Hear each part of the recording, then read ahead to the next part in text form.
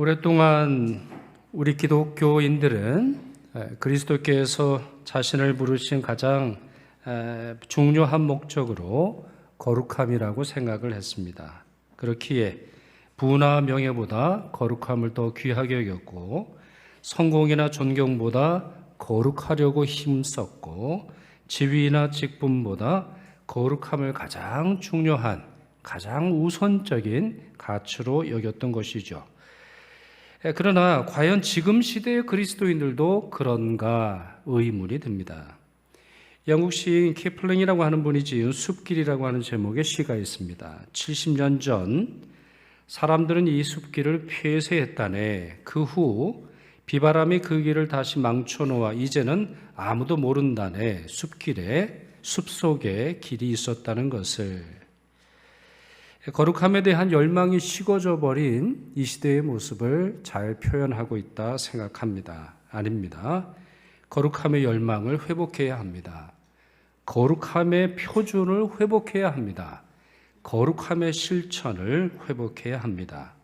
그리고 그렇게 하려면 참된 회개를 배우고 그 참된 회개를 실천해야 합니다. 오늘 저는 시편 32편을 함께 나누려고 하는데요. 이 시편 32편은 시편 51편과 함께 다윗의 대표적인 회개의 시입니다. 어거스틴이 마음이 흔들릴 때마다 이 시편을 읽었다고 하죠. 그리고 마틴 루터는 이 시편은 사도 바울의 시편이다 이렇게 불렀는데요. 그 내용을 순서에 따라 살펴보겠습니다. 자, 먼저는 1절과 2절. 다윗은 복된 사람을 이렇게 표현을 했습니다. 어떤 사람이 복된 사람인지 보십시오.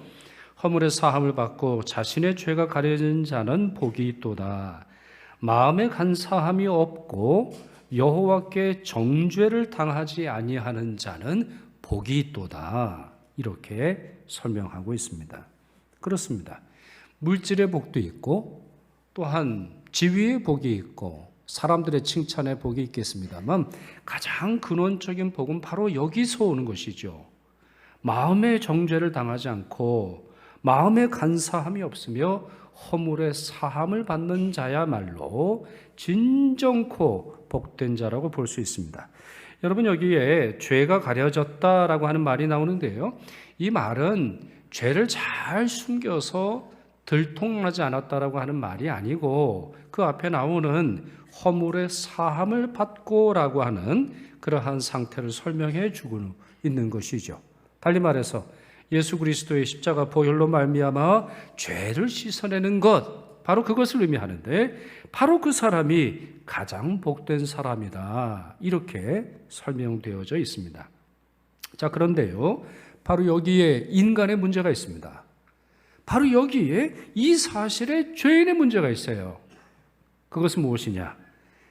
자기 자신이 죄인이 아닌 척 죄를 숨겨둔다는 것입니다. 그 죄가 자신을 더 비참한 상황으로 이끈다라고 하는 사실을 깨닫지 못하고 그저 죄를 덮고 죄를 숨겨두는데 급급한 모습이 바로 죄인의 모습이고 인간의 실존이라는 것이죠. 3절과 4절 보십시오. 내가 입을 열지 아니할 때에 종일 신음함으로 내 뼈가 쇠하였도다. 주의 손이 주야로 나를 누리시오니 내 진액이 빠져서 여름 가뭄에 마름같이 되었나이다 했습니다. 자, 여기에 중요한 말이 나옵니다. 내가 입을 열지 아니할 때에 무슨 말일까요? 자, 꿀먹은 벙어리처럼 자기 죄를 고백하지 않는 완고하고 교만한 상태를 의미하는 거예요. 하나님 앞에 나와서도 입을 닫습니다. 자신이 마치 의인인 것처럼 행동하는 것을 의미하는 거예요. 여러분, 아담과 하와의 모습이 그렇지 않았습니까? 범죄한 후에 하나님께서 죄를 지적하세요. 왜 선악을 알게 하는 나무 열매를 먹느냐? 그랬더니 그냥 죄송합니다 하나님, 용서해 주십시오. 정말 처참한 죄를 저질렀습니다. 이렇게 고백하면 될 일을 당신이 보내신 여자 때문이 아닙니까? 이렇게 변명하고 원망하고 핑계를 둘러대는 그 모습이야말로 바로 이와 같은 모습이라는 거죠. 입을 열지 아니하는 그러한 모습. 다윗도 그렇지 않았습니까? 밧세바와 잘못된 관계를 맺고는 자신의 죄를 꽁꽁 숨겨두려고만 했지요. 그 결과 다윗의 고상함, 다윗의 아름다움, 다윗의 능력, 다윗에게 주신 하나님의 축복은 줄줄 새 나가고 사라지고 말았죠. 그렇기에 다윗이 어떤 지경에 이르렀습니까? 조금 전에 읽었던 말씀 중에 이런 말씀이 있잖아요. 3절과 4절입니다. 내 뼈가 쇠하였도다. 내 진액이 빠져서 여름 가뭄에 마름같이 되었나이다. 여러분, 우리 몸에 있는 칼슘이 빠져나가면 골다공증에 걸린다면서요. 그래서 그냥 어디에 잠깐 살짝 부딪히기만 해도 뼈에 금이 간다거나 부러진 일이 발생하지 않습니까? 바로 그러한 영혼의 상태가 되었다라고 하는 것이죠. 우리 몸에 작은 티눈이 생기면 발 전체가 통증을 느끼게 되고, 아니면 귤 박스 하나에 잘못되어 있는 썩어 있는 귤 하나로 말미암아 박스 전체에 부패함이 가득해지는 것처럼 이렇게 감추고 숨겨둔 죄악으로 말미암아 사람의 영혼이 피폐하게 됨을 다윗은 고백하고 있습니다. 자, 이런 모습을 하나님은 그냥 두지 않으세요. 사람은 죄를 숨겨두려고 하나 하나님은 드러내려 하십니다. 자, 다시 4절 말씀 보실까요? 4절 말씀 같이 읽겠습니다. 주의 손이 주야로 나를 누르시오니 내 진액이 빠져서 여름 가뭄에 마름같이 되었나이다. 자, 여기에 주의 손이 주야로 나를 누르신다라고 하는 말이 나옵니다. 여러분, 만약에 배가 아파서 병원에 가보면 의사가 하는 검사의 방식이 있죠. 자, 누워보세요. 그리고서는 이렇게 눌러봅니다. 그렇잖아요. 위장을 눌러보기도 하고, 아니면 십이지장을 눌러보기도 하고, 아니면은 다른 곳을 여러 군데 눌러봐요. 그걸 뭐라고 하냐면 촉진이라 그래요. 문진이라고 하는 거는 질문을 해서 진단하는 방식이고, 촉진은 눌러서 아이고 아파 이러면 선생님 지금 뭐가 좀 문제가 있군요. 그렇게 말하면서 병의 위치, 병의 경중을 알아냅니다. 하나님께서도 우리를 누르실 때가 있어요. 여러분을 누르실 때가 있어요. 그분의 큰 전능하심으로 말미암아 여러분을 누르실 때가 있습니다. 여러분의 양심을 누르실 때가 있어요. 여러분의 기억을 누르실 때가 있어요. 여러분의 몸을 누르실 때가 있어요. 여러분의 사업을 누르실 때가 있어요. 여러분의 자녀에게 눌리는 일이 생길 수가 있어요. 그럴 때마다 우리는 너무나 아픕니다. 너무나 고통스러워요. 여러분, 전능하신 하나님께서 우리를 누르시는데 우리가 아프지 않을 수 있어요? 자, 그러면 이러한 통증은 악한 것입니까? 하나님께서 우리를 아프시게 할 때, 통증을 느끼도록 누르실 때 그것은 악한 것입니까? 그렇지 않지요. 좋은 것입니다. 그렇게 하셔야 비로소 우리의 문제가 드러나게 되는 것이고, 우리의 병든 부분을 찾아내사 치료하실 수 있는 것입니다. 결국 다윗도 자기의 허물과 자기의 죄를 낱낱이 토해냅니다. 그렇지요. 죄를 드러내시는 하나님을 이겨낼 사람이 없어요. 우리는 죄를 숨겨두려 하나 하나님께서는 우리를 누르셔서 죄를 폭로시키십니다. 5절 보시죠. 내가 이르기를 내 허물을 여호와께 자복하리라 하고 또 주께 내 죄를 아뢰고 내 죄악을 숨기지 아니하였더니 곧 주께서 내 죄악을 사하셨나이다. 이렇게 설명하고 있습니다. 여러분, 이 말씀에서 다윗은 허물과 죄라고 하는 단어를 사용합니다. 그렇죠? 다시 문장을 보시면, 다시 문장을 띄워주시겠어요? 내가 이르기를 내 허물을 여호와께 자복하리라 하고 주께 내 죄를 아뢰고 내 죄악을 숨기지 아니하였더니 곧 주께서 내 죄악을 사하셨나이다라고 하는 말이 나와요. 여러분, 우리가 그 외국어를 이제 공부를 하다 보면 그 지역의 특색이 단어에서 많이 나타납니다. 예를 들어서 에스키모 사람들에게는 눈이라고 하는 단어가 상당히 다양합니다. 그렇잖아요. 퐁퐁 내리는 눈, 부슬부슬 내리는 눈, 왔다가 하는 눈, 폭설과 함께 누리는 눈, 뭐 등등 이러한 단어가 많은 것처럼 이 뜨거운 나라에서는 눈이라고 하는 단어는 아주 간단하고 뜨겁다라고 하는 단어가 굉장히 발달이 되어 있죠. 이것은 성경의 언어도 마찬가지입니다. 죄에 대해서 민감했던 히브리인들이기 때문에 죄와 관련되는 단어가 상당히 많이 나옵니다. 사실은 이걸 알지 못하면은 성경을 읽을 때 그냥 죄에 우리가 그냥 통칭되는 그런 의미만 생각할 수 있는데 오늘 제가 두 가지를 설명을 드릴게요. 잘 기억하세요. 특별히 이 허물이라고 하는 단어 굉장히 중요한 단어이니 여러분 집중해서 들어주시기 바랍니다. 이 죄와 허물 이 두 가지가 무엇을 의미하는지 설명을 좀 드리겠습니다. 허물이라고 하는 단어는 히브리어로 페샤입니다. 페샤. 자, 이 말은 신뢰의 관계를 깨뜨리는 죄를 의미합니다. 신뢰의 관계를 깨뜨리는 거. 그래서 이 단어는 죄와 관련돼서 번역이 될 때는 허물이라고 번역을 하고 아니면 죄와 관련 없을 때는 배신, 배반 이러한 단어로 번역이 됩니다.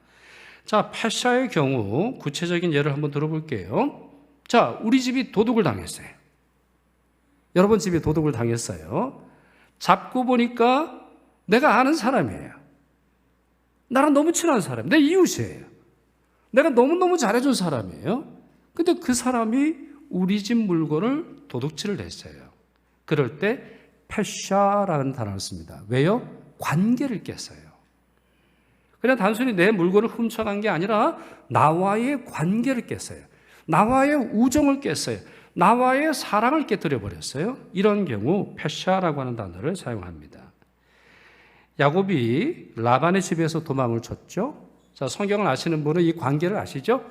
이 야곱과 라반이라고 하는 사람, 조카와 삼촌의 관계에 있는 사람 아니에요?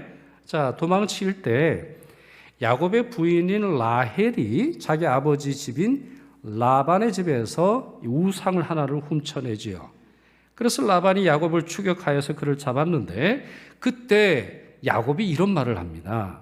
자, 보세요. 내 허물이 무엇이니까? 라는 말을 해요. 자, 내 허물이라고 하는 단어가 페샤라고 하는 단어예요. 그러니까 이 말은 뭐죠? 내가 삼촌의 조카로서 조카와 삼촌의 관계에서 내가 깨뜨린 게 무엇입니까? 이렇게 묻는 거예요. 단순히 어떤 행동으로서의 죄만이 아니라 내가 삼촌에게 삼촌과 조카의 관계에서 자기가 잘못한 것이 무엇이냐? 이렇게 묻고 있는 것입니다. 미가서 3장 8절에 이런 말씀이 있습니다. 오직 나는 여호와의 영으로 말미암아 능력과 정의와 용기로 충만해져서 야곱의 허물과 이스라엘의 죄를 그들에게 보이리라 라고 하는 말씀이 나오는데 여기에 야곱의 허물이라고 하는 말이 나오죠. 무슨 말이에요? 하나님의 백성으로서의 관계를 어긋나게 하고 하나님 자신들을 구원하시고 자신들을 구원하신 신 또 그분의 백성으로서 자신이 지켜야 하는 관계를 깨뜨리는 그러한 모습을 설명하고 있는 것입니다. 그렇습니다. 허물이라고 하는 것은 단순한 죄가 아니에요. 허물이라고 하는 것은 단순한 실수가 아닙니다. 행동의 범죄 이상의 관계를 의미하는 거예요. 달리 말해서 행동으로서의 잘못뿐만 아니라 신뢰를 깨뜨려버리는 겁니다. 그러니 여러분 어떻게 하세요? 허물은 일반적인 죄보다 무겁겠습니까? 가볍겠습니까? 훨씬 더 무거운 것이죠. 행동만이 아니라 관계를 깨뜨리는 죄가 추가되는 것입니다. 자, 그러면 죄라고 하는 말은 뭘까요? 자, 허물이라고 하는 것을 제가 이제 설명을 드렸고, 죄라고 하는 것은 히브리어로 아폰이라고 합니다. 우리 번역할 때 사악함, 죄책감, 죄악 이런 단어로 번역하는 말인데요. 이 말은 문자적으로 굽었다라는 말이에요. 그러니까 죄는 굽어 있는 거예요. 자, 시편 38편 6절 한번 보시죠. 내가 아프고 심히 구부러졌으며 종일토록 슬픔 중에 다니나이다 라고 하는데 여기에 구부러졌다라고 하는 말이 아폰이라고 하는 단어를 번역하는 겁니다. 욥기에서 잘못된 행동의 원인을 쭉 설명하면서 사람들의 잘못의 중요한 원인, 왜 사람들이 잘못된 행동을 저지르느냐? 앞폰 때문이라는 거예요. 달리 말해서 진리가 없는 상태가 아니라 굽어 있는 진리, 왜곡된 진리, 잘못된 진리로 말미암아 사람들이 죄를 저지른다는 것이죠. 예레미야 선지자는 하나님이 아닌 우상들에게 예배하는 이스라엘 백성들의 죄를 고발하면서 이 앞폰을 지적하고 있습니다. 예레미야 3장 21절입니다. 소리가 헐벗은 산 위에서 들리니 곧 이스라엘 자손이 애곡하며 간구하는 것이라. 그들이 그들의 길을 굽게 하며 자기 하나님 여호와를 잊어버렸음이로다. 여기 굽게 한다라고 하는 말이 바로 왜곡하는 죄를 의미하는 거예요. 앞폰이라고 하는 말이죠. 하나님의 말씀을 듣기는 들어도 그대로 지킬 마음은 없어요. 안식일을 지키긴 해도 하나님이 원하시는 대로 지킬 마음은 없어요. 구제하기는 해도 하나님이 원하시는 대로 구제하는 건 아니에요.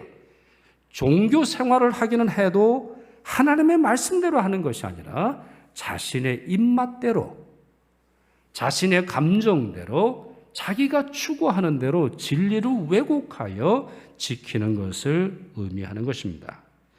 그런 점에서 여러분, 이 두 단어 패샤, 앞폰이라고 하는 단어를 고백하면서 사용하면서 자기 죄를 고백한 다윗의 모습은 무엇을 의미하는 거예요? 그는 하나님의 백성인 것처럼 보이긴 해도 진리를 굽게 했어요. 관계를 깨뜨렸어요. 그리함으로 말미암아 자기가 얼마나 중범죄를 저지른 죄인이라고 하는 사실을 고백하고 있는 것입니다. 하나의 예를 들어볼까요? 그는 외도하였습니다. 그는 결혼한 남자인데 그는 외도의 죄를 저질렀어요. 이와 같은 것은 성적인 죄로 보입니다만 아니라는 거예요. 이것이야말로 하나님과의 관계를 깨뜨리고 또한 하나님과의 진리를 왜곡하는 문제가 생겼다고 하는 것입니다. 자, 구체적으로 한번 들어볼까요? 구체적으로 설명을 드려볼까요? 부부의 정절을 깨뜨렸으니 부인에게 죄를 저지르는 겁니다. 아버지로서의 책임을 박살냈으니 자식들에게 죄를 저지르는 거예요. 아내를 배필로 보내시고 아버지로서의 책임을 주신 하나님과의 관계를 깨뜨렸어요. 그것만이 아니죠. 다윗의 경우 이웃과의 관계, 신하들과의 관계, 국민들과의 관계를 쳐버렸어요. 단순한 성적 범죄가 아니라 관계를 깨뜨리는 패샤, 그를 지지해주고 그를 신뢰했던 모든 관계를 깨뜨리는 중범죄가 되고 말았습니다. 게다가 그는 가정윤리를 왜곡했죠. 정치윤리를 왜곡했습니다. 사회윤리를 왜곡했어요. 공권력을 이용해서 자기 죄가 들키지 않기 위해 자기의 신하까지 죽이는 어처구니 없는 범죄를 저질렀어요. 그것만입니까? 그런 상태에서 안식일마다 예배를 드리며 의로운 척하는 하나님과의 관계를 깨뜨리고 하나님께 찬양, 그와 같은 모습으로 하나님을 찬양함으로 말미암아 하나님의 영광을 가렸어요. 하나님의 영광을 가리고 있는지도 알지 못하고 살았다라는 것이죠. 그러니 여러분, 7개 음란의 죄는 어떠한 죄예요? 십계명 전체를 어기게 된 죄라는 것이죠. 단순히 하나의 범죄, 하나의 계명을 깨뜨리는 것이 아니라 십계명 전체를 깨뜨리는 중범죄가 되었다라고 하는 사실을 고백하고 있는 것입니다. 그렇게 다윗이 패샤와 앞폰이라고 하는 이 두 히브리어 단어를 사용하면서 자신이 죄인임을 고백하고 있는 것입니다. 자, 그 결과 하나님께서는 그의 죄악을 사해 주십니다. 그런데 매우 놀라운 단어를 오늘 본문에서 발견할 수 있습니다. 5절 말씀 같이 읽겠습니다. 내가 이르기를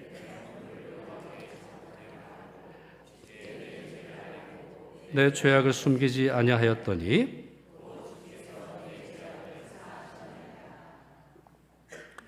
자, 이게 이제 허물, 죄라고 하는 단어가 히브리어로 뭔지 이제 여러분 다 아셨으니까 자, 이와 같이 자신의 복합적이고 중대한 죄를 고백했더니 곧 주께서 그 죄악을 사하셨나이다 이렇게 고백을 하고 있습니다.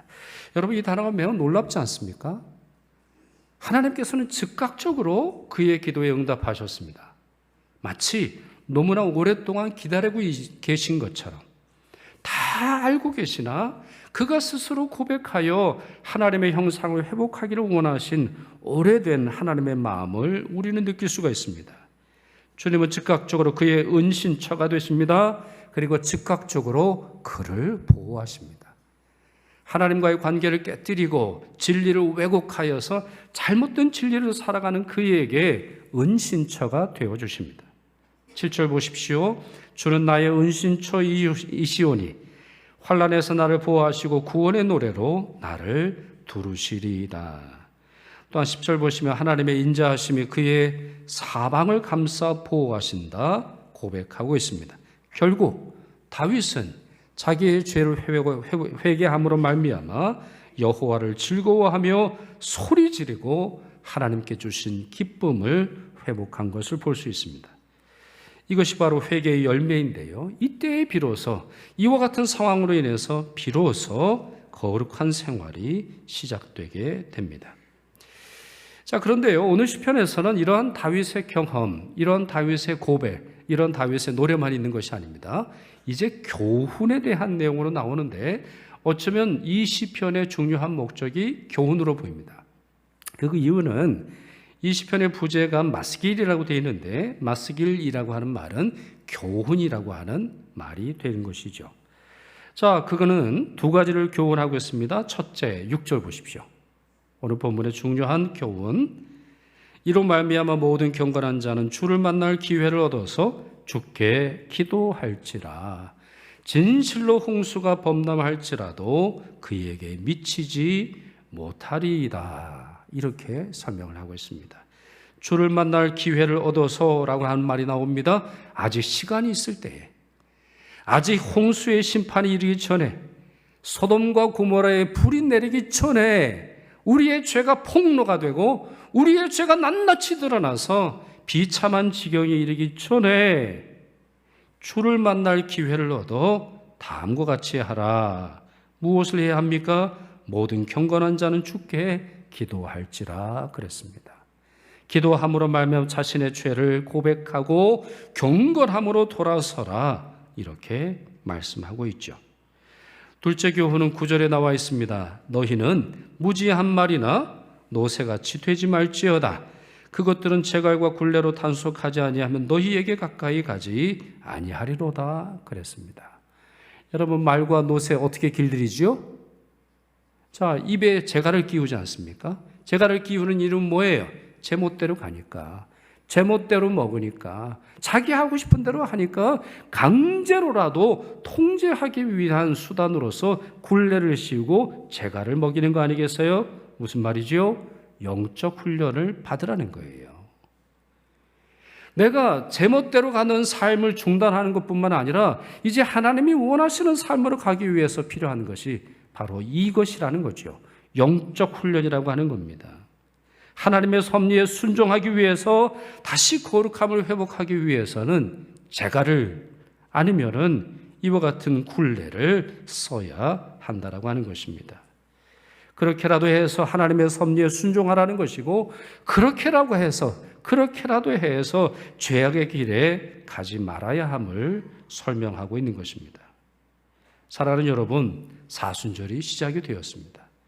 이 사순절이 중요한 의미를 주는 것은 우리로 하여금 거룩함을 다시 사모하게 하는 것이죠. 우리 자신을 돌아보며 진정한 마음으로 회개하기를 시작하시기를 바랍니다. 회개와 용서의 축복을 기억하십시오. 회개는 힘들지만 그 회개를 통해서 진정한 복에 이르를 수 있음을 기억하십시오. 종교적 위선에 빠지지 않도록 하십시오. 사람들은 모르지만 하나님은 여러분들의 모든 것을 알고 계시기에 그분 앞에서 정직하십시오. 하나님께서 그분의 백성에게 베푸시는 보호를 믿으시고 그와 같은 위로와 안식과 능력과 구원은 회개한 자에게 주어지는 것을 기억하십시오. 제임스 패커라고 하는 분이 쓴 책, 거룩의 재발견이라고 하는 책이 있어요. 저도 설교를 준비하면서 다시 이 책을 읽으면서 다음과 같은 내용이 참 저의 마음에 다가왔는데 회개를 다음과 같이 설명을 했습니다. 제임스 패커라는 분이 말하는 것인데 위로 성장하기 위해 아래로 자라기. 여러분 식물이라는 것이 그렇지 않나요? 씨앗이 하나 떨어지면 그게 깨져서 그게 자기를 깨뜨림으로 말미암아 이제 뿌리를 내리기 시작을 합니다. 뿌리를 내려야 위로 가는 거예요. 마음이 겸손함으로 말미암아 주께서 주시는 은혜로 나아가는 것이죠. 진정한 회개를 통해서 우리의 영혼과 삶을 아래로 향하게 해야 합니다. 겸손으로 나아가야 합니다. 우리 자신의 비참함을 깨달아야 합니다. 우리 자신이 주님이 아니고는 아무것도 아니라고 하는 사실을 기억하고 겸손을 회복해야 합니다. 그렇게 할 때 비로소 우리는 저 높이 계신 하나님을 향해 고개를 들며 그분의 은혜의 사람으로, 구원의 사람으로 살아갈 수 있는 것입니다. 이번 사순절의 회개의 참된 도를 이루시는 여러분 되시기를 축원합니다. 기도하겠습니다. 사랑과 자비의 주님, 사순절 첫 번째 주일, 거룩함을 갈망하며 예배하는 이 시간 참 복과 참된 경건의 도를 깨닫게 하시니 감사드립니다. 저희 죄를 자복합니다. 저희를 불쌍히 여기사 저희 죄와 저희의 허물과 저희의 범죄를 용서하여 주옵소서. 또한 비옵나니 경건 훈련으로 저희 영혼을 연단시켜 주옵시고 말과 노새처럼 무지하거나 완고하게 되지 않도록 도와주옵소서. 그리하여 하나님 안에 있는 참 평안 누리며 살아가도록 축복하옵소서. 우리의 유일한 구세주 예수 그리스도의 이름으로 기도드리옵나이다. 아멘.